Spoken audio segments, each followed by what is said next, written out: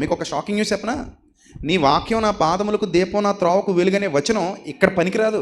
ఎక్కడైతే సంఘంలో ఉన్నామో సంఘంలో పనికొచ్చే మాట కదా అది. మరి ఎక్కడ పనికొస్తుంది? బయటికి పోయాక పనికొస్తుంది.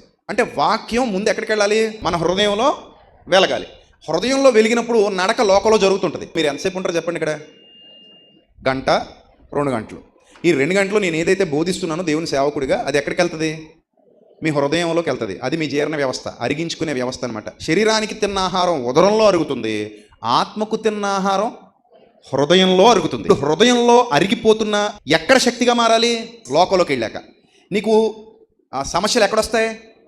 శోధనలు ఎక్కడొస్తాయి? పోరాటాలన్నీ ఎక్కడున్నాయి? ఇబ్బందులన్నీ ఎక్కడున్నాయి? లోకంలో ఉన్నాయి. చీకటంతా ఎక్కడుంది?